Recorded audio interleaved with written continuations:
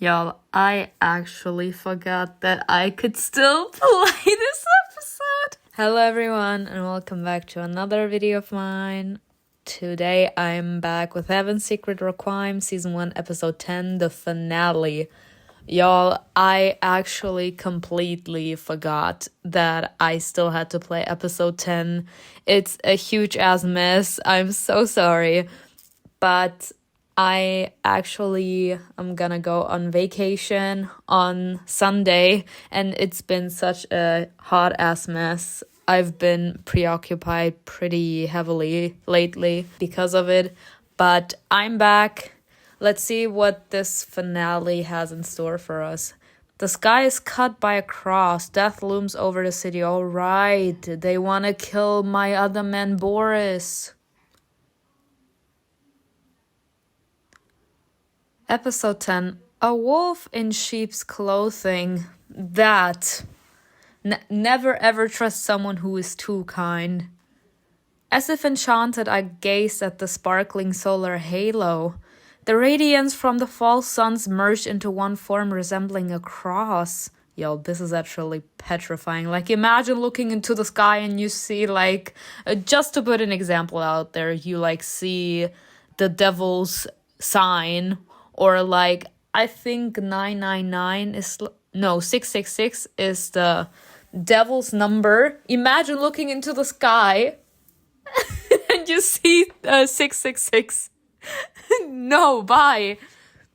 The glow was blinding. I had to look away. The rest of the squad had followed me out of this state and was standing around me. How long does it last? I think about 10 minutes. Why? That's too long for a Paralon, which is rare and short-lived. It only happens in clear frosty weather, when the sun hangs low above the horizon, almost like it is snow. Usually it's a sign of precipitation, but the storm already died down. There isn't another one coming, at least not in the near future. So what does that mean? Kira frowned and spread her hands wide in question. Her jittery sun movements betrayed her fear. What other surprises can we expect from this damn town? Bitches, like the entire squad. I mean, besides my man, of course. Let's hope there are no more. Greg, charge as many snowmobiles as you can whilst it's still light outside. If Abraham wasn't bluffing and we do find Nick, then we'll leave Rotkov immediately. What about the mission? Shouldn't we try to explore the base more? The black box is broken, and the rest of the base is destroyed. We won't find anything else. Taking out the cross, Greg raised it to the light. It aligned perfectly with the radiance. Maybe this wasn't a hint to a place, but to a person, a certain time. I want to believe in a higher power. As in, we should pray to the immortals. I think the hint was more specific than that. Minus adaptability, why not? It was about a certain time, the moment we're witnessing now. Anna and Dimitri looked at the sky simultaneously, as if they'd guessed the same thing. Then we'll go around the city again, but more quietly. Let's separate into groups. Y'all, I need to say this. I'm sorry. This story kind of is screwing over the love I have for Heaven's Secret and Heaven's Secret 2. They are screwing up that universe. They are screwing it up so much. I mean, I'm not sure if the author of Heaven's Secret Requiem is also the author of Heaven's Secret, but they be fucking with me. They fucked up 3 characters. Dimitri, Anna, and Greg. And now, since the update came out, they keep on trying to push us with Dimitri. Why? Back in the day, you could choose if you wanted to dance, for an example, with Lucifer, or if you wanted to dance with Malbonte. Here, you are being forced to endure their presence, even though you don't want to. The author is actually desperate. She or he are desperately trying to make us like the characters that they fucked up. I hate it. Simona will come with me and Anna. Great. Y'all, I'm sorry.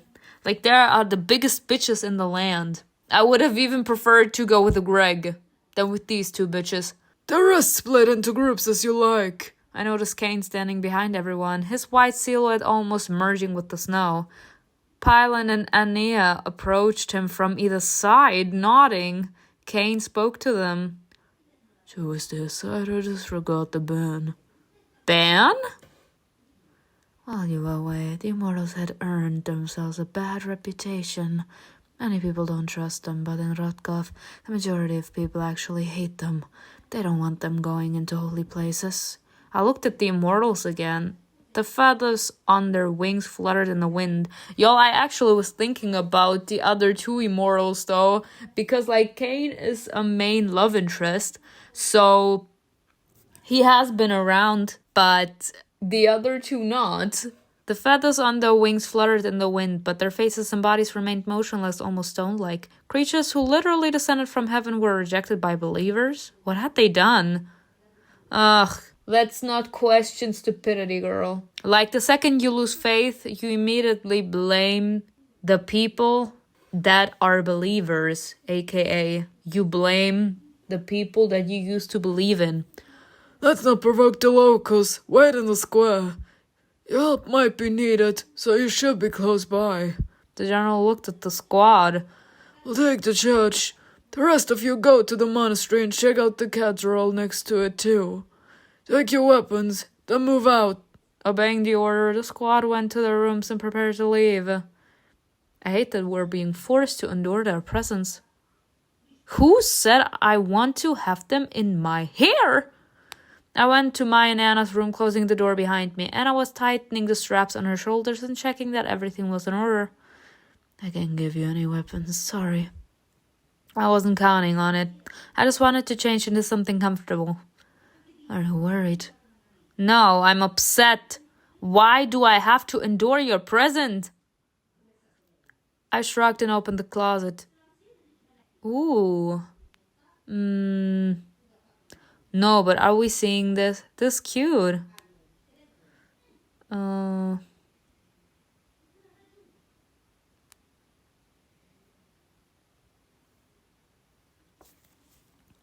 Hastily throwing on the clean clothes, I fixed my hair.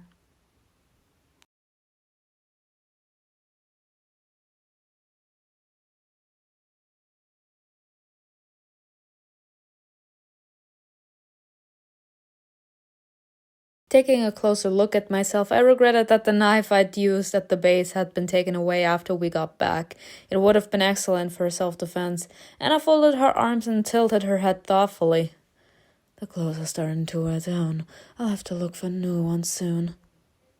I never thought about it before. How was Anna able to keep so many clothes after the apocalypse? Did you take these clothes from destroyed houses and shops? No, Lotus did that long ago.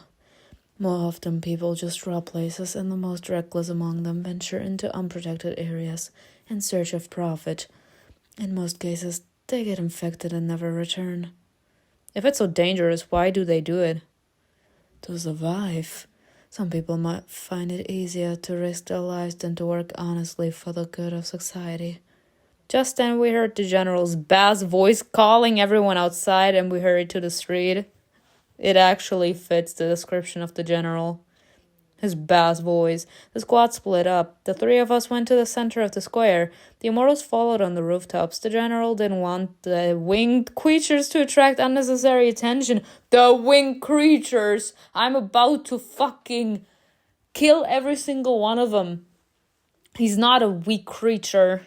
I sent Scarlet eyes staring at my back, dark and intense. CAIN. That feeling left me feeling cold. I wanted to turn around and meet those eyes, to see the look on CAIN's face. I restrained myself, or maybe I just wasn't ready to find out. No, let me see his fine ass! Something told me that knowledge wouldn't bring me joy. Rather, it would raise even more useless questions. I want to see him, though! CAIN knew something about me. He was hiding it. He made promises and then disappeared into the darkness. Y'all, how does he know us? I need to know. I will die if I don't know. At the same time, he never completely left. He dissolved around me, filling every inch with his presence.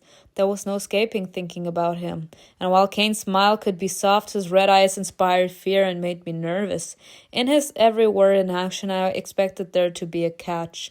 I mean, I read the comments of y'all, and I remember a comment that said that it could be possible that Cain was one of the angels that was actually harmed in that base in Siberia, and that's how we know him. Now, first off, if that should be true, then I hope that we actually didn't contribute to his mental pain. And on the other side, I hope that if something happened to us, then that was because we couldn't stand for the bullshit anymore and we stood up for the angels and demons that were tortured there. Cain waited, watched, and played. I shrugged, trying to push away my thoughts. Something else was more important at this moment. Right, my baby Boris! Like any other day, there was a lot of activity around the church. Traders and random passers-by were bustling around. Children were playing. The locals, already accustomed to the squad, ignored us and didn't single us out from the regulars. The outline of domes appearing in the distance reminded me of Boris. Rotkov is a bloodthirsty town. Could even the founder's descendant become a victim? It doesn't seem like any of the locals care much about the murders. Boris will be forgotten just like the monk. When we reached the church, we pushed open the massive wooden door and went inside. Yeah, I need to say something about this as well. When you aren't personally involved with the negativity that's going on, you could care less. Because we humans are selfish as much as we don't want to be, y'all.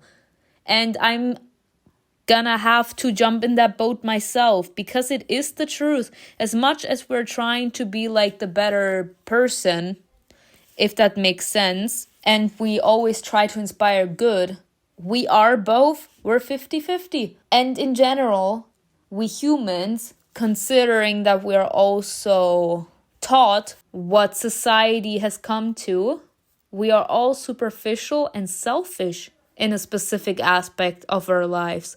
So if we aren't personally involved with any killing, we could care less. Like, we kind of feel bad, of course. We're like, oh my gosh, no, he didn't have to die. But that's all this is.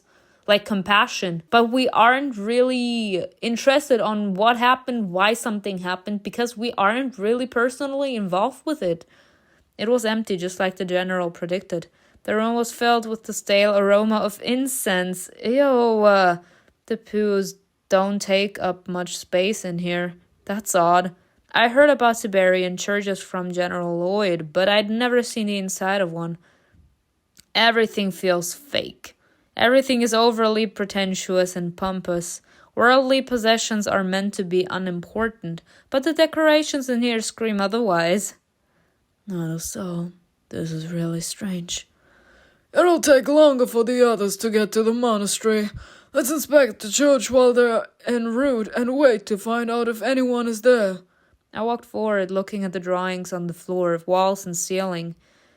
I don't know what we could possibly find here. There are no doors, no basement. What are we looking for? Anna sighed and walked up to the incostasis, examining the nearby space. Look for passages similar to those at the estate. Wall doors, stairs. There are a lot of buildings next to this church. They could be connected. Lost in thought, everyone headed to different corners, inspecting everything while trying not to cause any damage. The silence and sorrows of the church weighed heavily on us. The light streaming in through a couple of small windows gradually dimmed. At least an hour passed before Anna raised her voice. Dimitri, are you sure the townspeople won't tell us anything? What do you think? All the monks have disappeared and there's not a single parishioner in here. Ooh-hoo! These people know what's going on, and I think they support whatever it is that's happening. We could go to Juliana. Do you want to endanger her? If the townspeople are being intimidated into silence, it's not safe for them to talk to us about it. Anna frowned and looked down. Let's hope the rest of the squad are doing better than we are. Taking out his transceiver, Dimitri addressed the second group. Lester, are you there? Just got here. Everything's the same as a few hours ago. It's like they all sunk underground. We combed the monastery. The rooms are empty, and no one's in the cathedral either. The general paused. With every second he became more and more brooding. Wait for the next order. Rarely he put away the radio and rubbed the bridge of his nose. All of a sudden we heard a grinding noise behind us. Oh God. Okay, good. Y'all, I'm so sorry. I actually thought about zombies for a second. The front doors opened and Greg walked inside. Those snowmobiles are fast. Did you see what's going on in the square? The townspeople are closing their stores, and some of the traders have left altogether. Maybe they're just scared of the halo? People here don't seem to spook easily. Something is happening. We're losing time. Abraham could have sent us on a wild goose chase to ensure we weren't able to interfere with the cold, or whatever it is going on here. We can't hesitate any longer. There's no point in being polite. What are you talking about? Dimitri looked towards the stunning iconostasis. General Lloyd said the faces of saints are painted on walls like this, but it's unlikely that Dimitri wants to pray to them. Resolutely, Dimitri approached the beautiful gates and pushed against them. They didn't budge. Dimitri, you know we can't just go in there. We don't have time. Do you want to end this, or should we just wait on the sidelines while these bastards kill everyone? Well, y'all, let me tell you. I have respect to a degree for Dimitri right now because he's actually standing up for people. I don't believe in mass murder. I don't believe in killing anyone. I always believe that there is another way than actually killing someone. So I appreciate that he's standing up for people, but he's still a bitch and he needs to die. Coming from the bell tower stairs, CAIN appeared. CAIN! With 2 more pairs of wings visible behind him. Wild shots. It's okay. Follow me. The general confidently walked inside. Inspecting the walls, he unceremoniously removed the icons and moved a few sacred items. This isn't a wall. It's a passage blocked by bricks. Destroy it. But this is a temple. Oh, Ania! You also have something to say! Hesitating, Ania stared intensely at Dimitri. Despite her outward severity, she didn't want to desecrate a place where people housed their faith. CAIN! Pylon! He's like the woman can't do it, you two do it.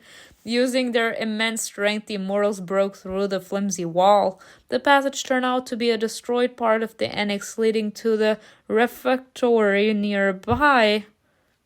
Level the entire church to the ground. Let's smoke out the monks. Woohoo! Unable to argue with the general nor carry out his orders, Anya shook her head in frustration and soared up, hiding from sight beneath the dome.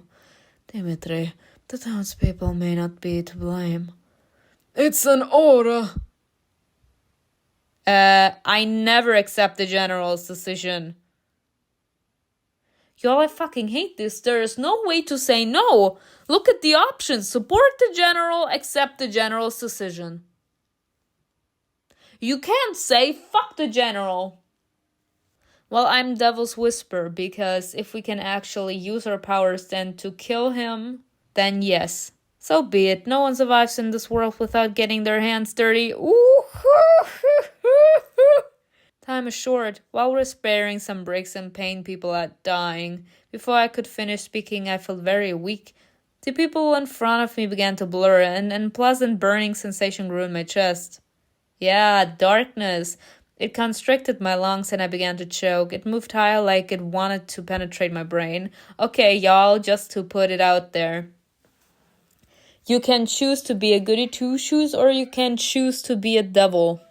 And even though I am not a fan of actually allowing darkness to overpower you in the supernatural world, in my eyes, you need to be capable of horrible things in order to could gain the power to change things. And even though I'm destroying our character right now. In my eyes, this is the best solution considering we're living in this like dark world. Because if she taps too much into negativity, she could lose herself in that darkness. And especially if she should have powers, if those powers overpower her, she will be gone. Like the powers will control her. It felt like hot metal was being poured down my throat. I raised my head and scraped my nails down my neck. Lack of air turned everything around me dark. Yes, let's go! Something else? I'm standing in an unlit, gloomy hallway. The walls around me float and move away when I try to touch them. My steps are inaudible. The tiles move away from under my feet. I walk faster, but in reality I'm just marking time. The silence is alarming. Hey, is anybody here? I couldn't tell if my voice sounded only in my head or was carried along the hallway. What a strange place. How do I get out of here? I stopped. A wave of irritation washes over me. What's going on? I have no control over myself. Move on, try to wake up, go back. Move on! No, I don't want to go forward. Oh my god! I hear a strange gurgling sound. Raising my head, I notice black, vicious trails running along the walls, filling the hallway. What is this? I hear someone's distant booming laughter, giving me goosebumps. The black substance creeps up to my feet. I can't move. Inch by inch, I disappear, covered in this thick liquid. Something in you has irrevocably died and will never be restored. What? Simona, wake up! Someone was calling to me. With an effort, I opened my eyes. Hold the fucking phone. What happened? The cold wind and the old square covered in snow made my heart squeeze painfully. The dream was finally over. What was that place? How are you? Not fully aware of what was happening, I nodded silently and looked around as I got to my feet.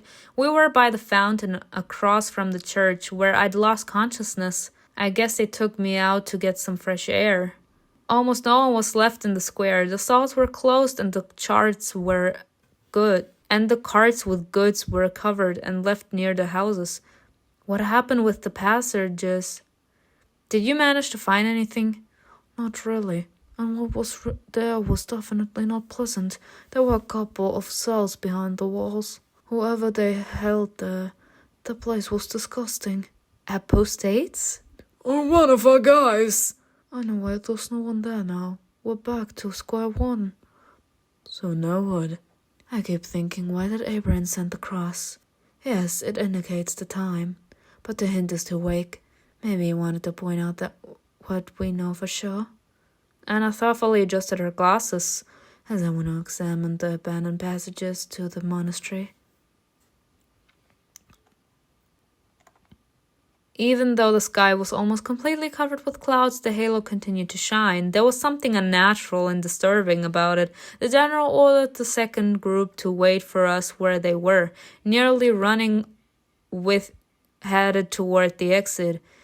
The immortals took off from the roofs, scaring away crowds sitting on the wires. Two silhouettes flashed overhead, a scarlet one and a smaller, paler one. To get there as fast as they could, they flew directly to the monastery.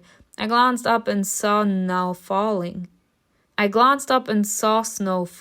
I noticed CAIN above the roofs, keeping pace with us. He was sticking close to us for some reason. At least you didn't disappear this time. The streets we ran by were empty. Even the shop doors, which were open not that long ago, were now slammed shut. I have a bad feeling. I don't think this day is going to end well. Especially not with you all in it. Hope your intuition fails you this time. Even the air feels different now. Somehow fresher and softer. It smells like melt water, like the first day of spring. We passed the canteen where Juliana worked. She stood at the window, wrapped in a warm scarf, and watched me go by. Do the villagers know exactly what's happening, or are they simply hiding in fear, not knowing what might be waiting for them? Warn the residents about the threat. Hurry after the squad. It's none of my business. They managed to survive somehow before me. They can manage it now. This is so funny, y'all. Oh my god, I'm so sorry. This is so funny. I didn't stop. I silently followed the others. We do not give a damn. We do not give a damn. They managed to survive somehow, so they'll be fine. I can't. I am weak.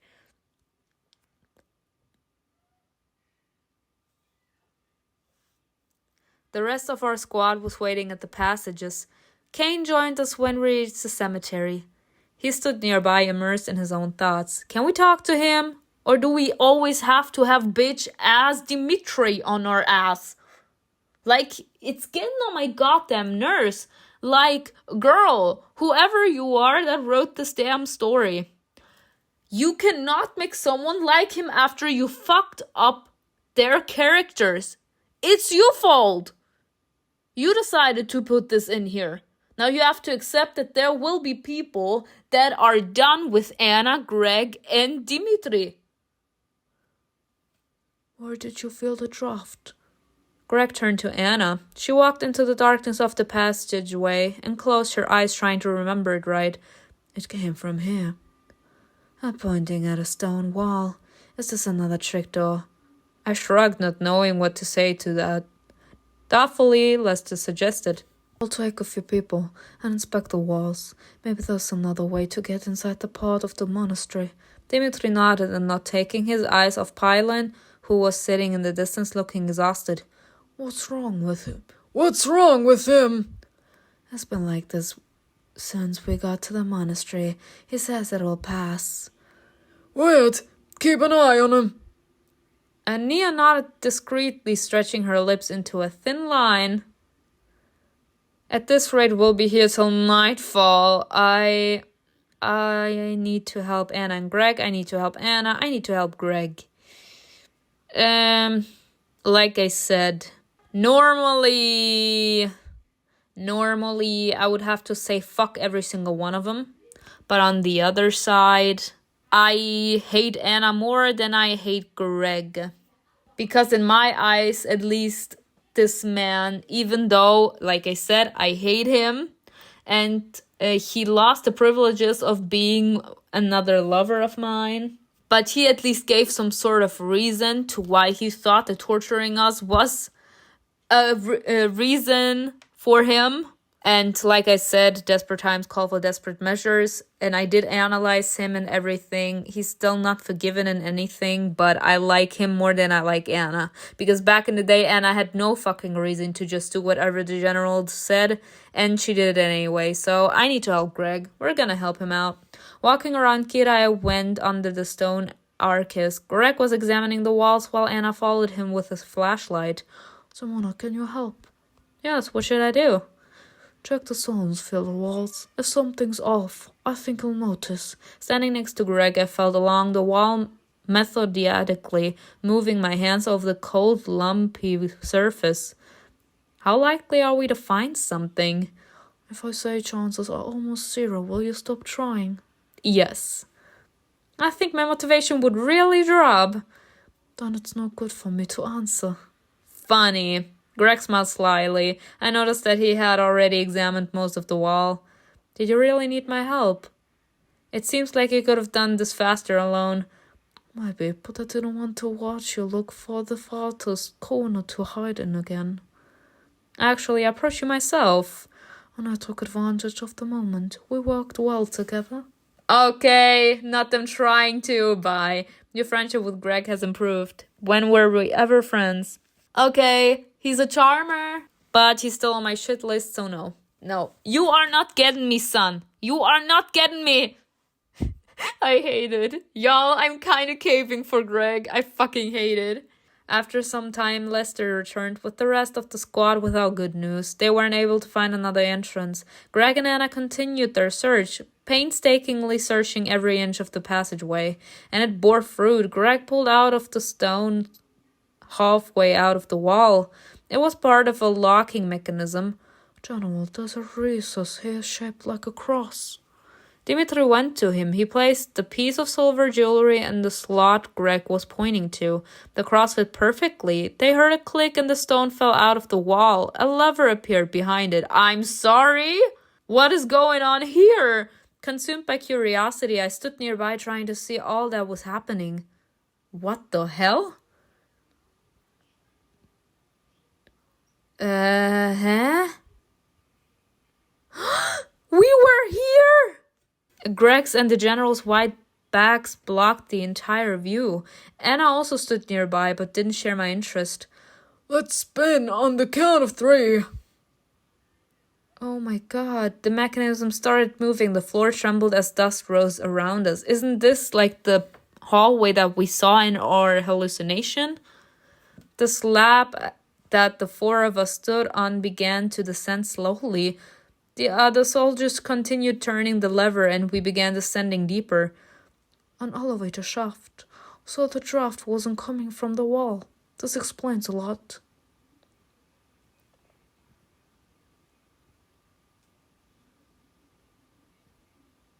After a few more levers turns, a passage appeared below. Standing in front of the others, Anna drew her gun and pointed it into the darkness. I hope there are no new creatures waiting for us here. This time it will be real zombies.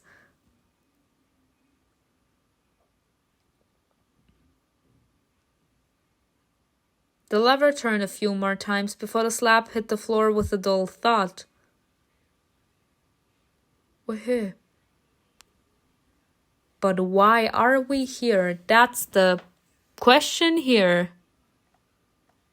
Dimitri turned on the flashlight and directed the light into the gloom. A stone tunnel appeared in front of us. A dungeon? Apparently, but for now we won't go further. Let's bring down the mortals and a couple of more people. I mean, the immortals can fly.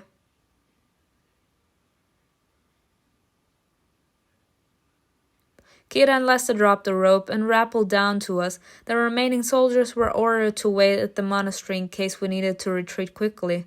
CAIN jumped into the pit without much effort and silently leaned against the wall. It was more difficult for Ania and Pylon. Pylon landed badly. He trembled and fell to his knees. Ania looked displeased but didn't say anything caustic to him. She simply offered her arm and helped him up. I think Ania behaved nobly. Pylon is showing weakness. I'd rather hide my pain. Help should be given in silence. I think the first 2 are like literally, girl, you're such a bitch. In my eyes, I'd rather hide my pain because from my experience, people don't really care about your pain. They really don't. Unless it actually is causing some disadvantage. Then they care. So I'd rather hide my pain. Not watching you trippin'. Weakness looks pathetic. Damn. There's a rotting smell coming from the tunnel. Yeah, it smells awful. Be careful. We don't know what's wrong with Nick or whether Noah's on our side. If they became infected, they're no longer humans. They're simply enemies. They knew he was right, but they didn't answer. Perhaps they wanted to hope for the best. CAIN, you and I will go ahead. Greg, Simona, and Anna follow us. Why do I... Oh, y'all! I fucking hate the general with a burning passion. He always taking my chance to be with CAIN. Kira, Lester, Pylon, and Ania will close the rear. He turned to the ladder. Control what is happening behind you. If there are any other passages here, we may be trapped from both sides. Taking our positions, we entered the tunnel.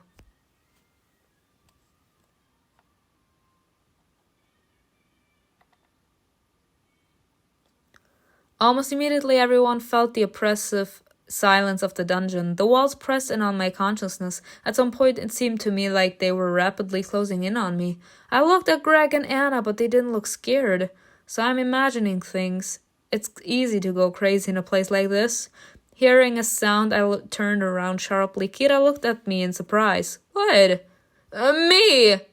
What? The sound disappeared. No, it's nothing.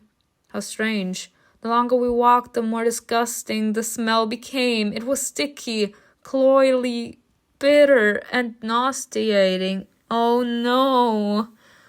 Watch your step. There are a lot of iron pins here.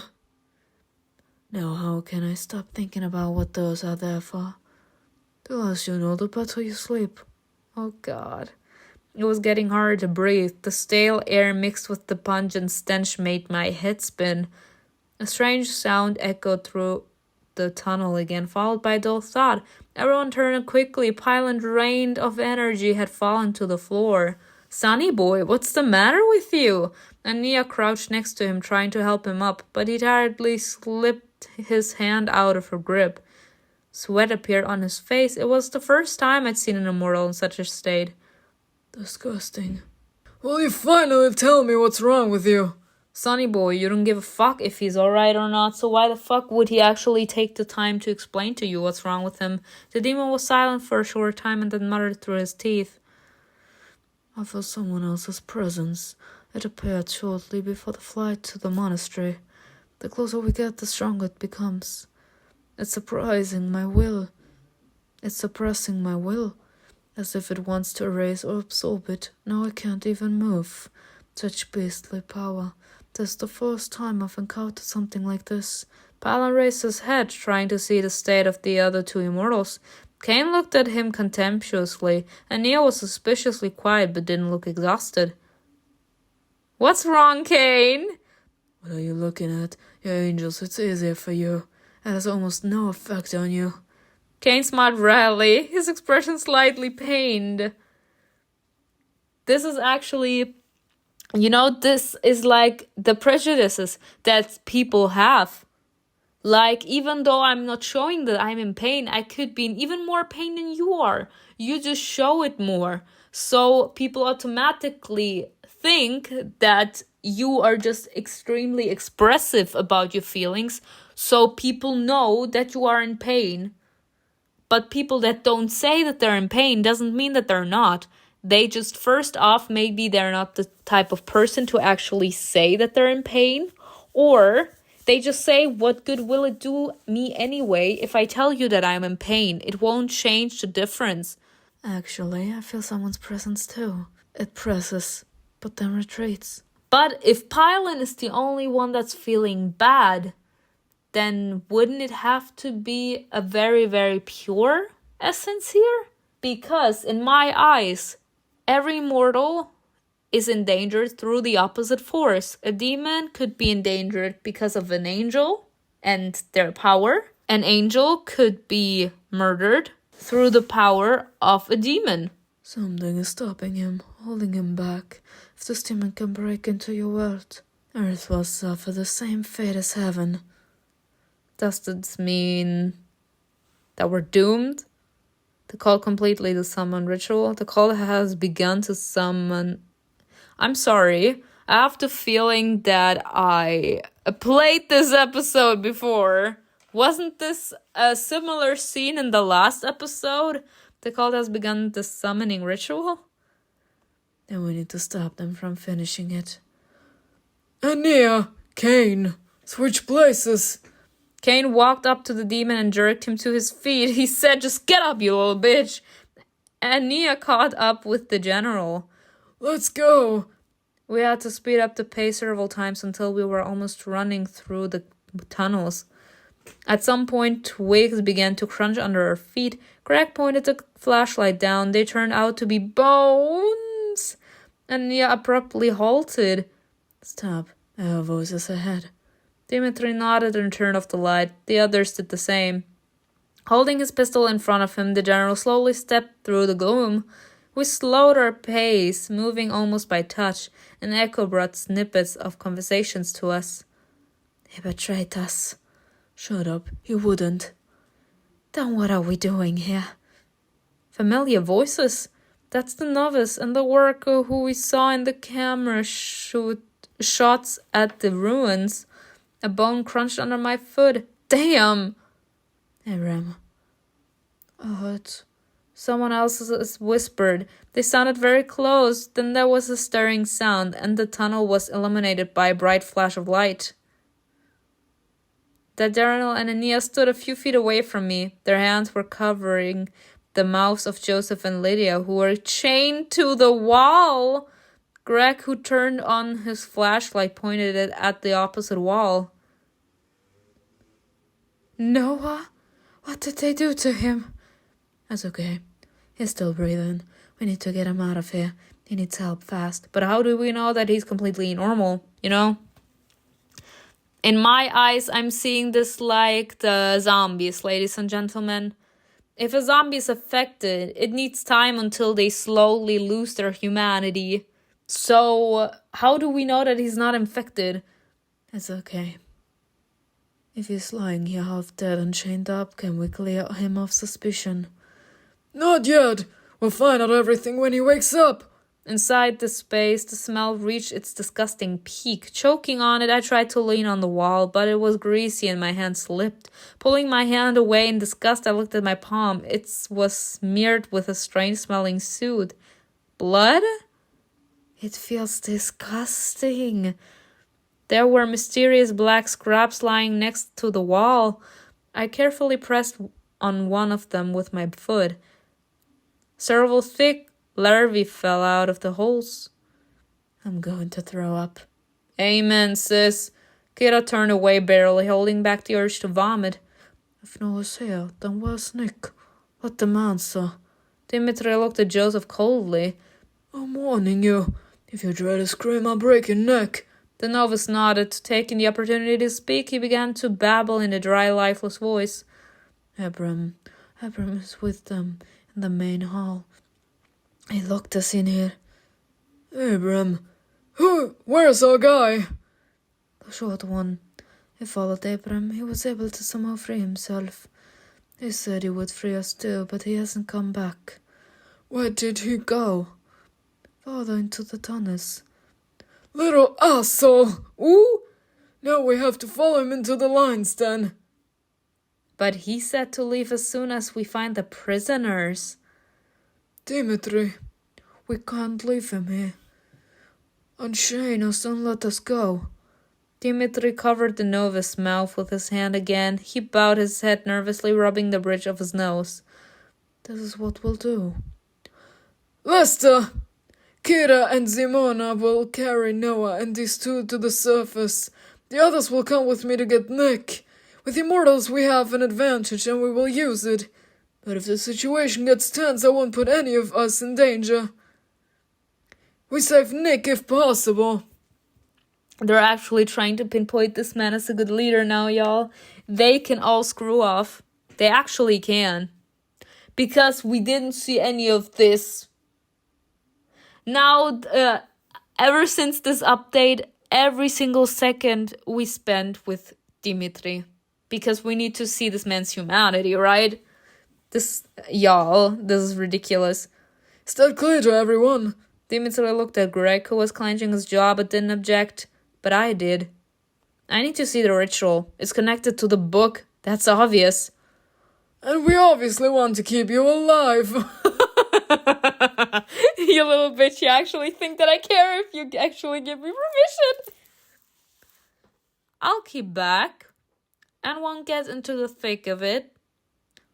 Besides, you're taking my man from me. Again! So, I'm gonna use the opportunity to have to spend some time with him. Even if sadly it's not quality romantic time. I think that sounded more or less convincing. There was silence. The novice mumbled something hoarsely, trying to free himself from the general's grasp, as if he would let you. CAIN, the man I love. It's so lonely without you on the screen, babe. Let her come if she wants. We're spending too much time talking. If you don't want to lose the steam, then I'd advise you to hurry up. CAIN is such a motherfucking bitch, and I'm loving him for it. Like, bitch smack Dimitri to Alaska, babe. Bitch smack him through the wall. CAIN lifted Pylon, who had slid off his shoulder. The demon's head hung sluggishly, no longer reacting to those around him. Simona will come with us. The rest of the order stands. If Pylon is in this condition, Maybe we can send him back too. No, we can't lose immortals. But he won't really be of any use to you in this state. Would he? When we stop the ritual, will he come to his senses? Maybe, maybe not. CAIN nodded. That's great. Lester and Kira headed back, taking Noah and the 2 kicking prisoners with them. Those 2 were eager to go with us, but the threat of Dimitri's pistol quickly calmed them down. We walked on, our pace soon picking up to a jog. There was no more time for caution. Every minute counted. The tunnel widened and the walls no longer pressed in on me. Faded art began to appear. Ooh. They showed shapeless demons and unearthly half-beasts in cushions. Path of the Devil's Whisper! Despite the bizarre otherworldly deception, they evoked awe and reverence deep within me. We felt wind blowing through the tunnels and soon a light appeared ahead.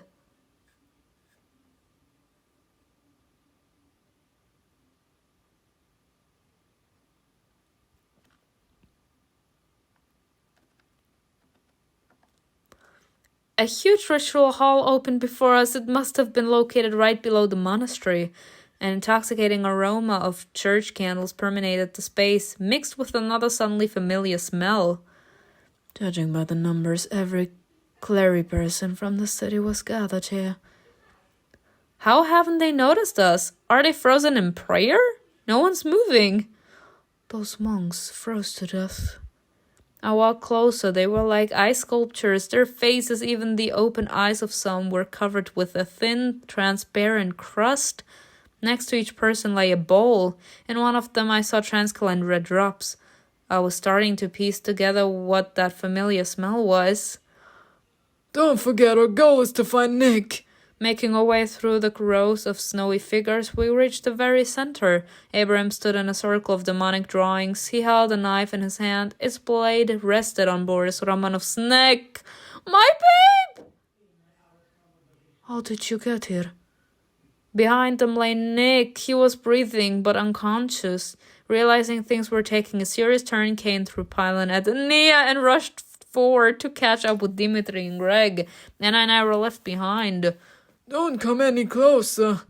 I don't want him to die. Me! Abraham glowered at Dimitri with hatred and frustration. His lips trembled with rage. To be quite honest, Abraham needs to fucking die. Because he had this sexual intercourse ritual with 2 of his members, and he afterwards ran away like the little bitch he is. The man that he had sexual intercourse with got whipped, and the woman was murdered. He needs to die. Give me the book. No. Don't listen to him. The novice hesitated for a second and then pressed the blade harder to his throat. Place it in front of him and then get back. You can fuck off, you little motherfucking bitch. I noticed an outline of the diagram from Romanov's diary drawn beneath Boris. Small channels drawn in blood led to each sign in the circle. Like I don't make deals with bitches, and especially not if those bitches actually plan to hurt someone I love. You are dead, my guy. The first chance I get, and I'm not allowing CAIN to kill you. I need to be the one to do it. Only the last sign was missing. The one that was erased in the diary, but was still in the book, where it was originally taken from.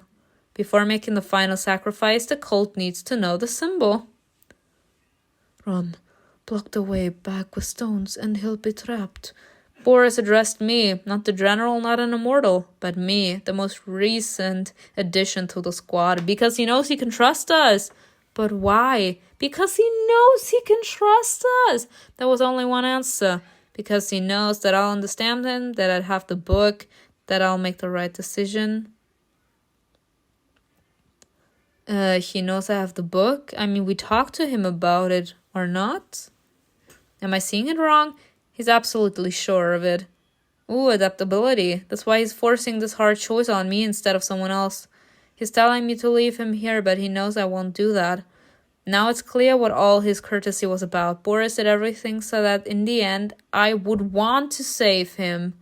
And if my old self were here, his plan would have worked. I would have wanted to save the life of someone who was kind to me. But I'm different now. My feelings don't cloud my judgment, and all the little details are adding up to the bigger picture. On the day we first met, CAIN gave me the book in front of Boris. That same night, there was an attack and the killer escaped through a room that only the owner could know about. Don't tell me Boris is a bitch! Now the sickly smell in here, I recognize it. I remember smelling it before I passed out in Boris' library. But Boris defended me. He got a nasty gash across his back. It was a blow from someone right-handed. But Noah is left-handed? Did he hurt himself in order to make it appear that he actually defended us? Boris. Noah is left-handed. Silence fell in the hall. Boris bowed his head, hiding his face. When he looked at me again, a soft smile was plastered on his lips. Not a problem. What? I'm tired of sitting on my knees anyway.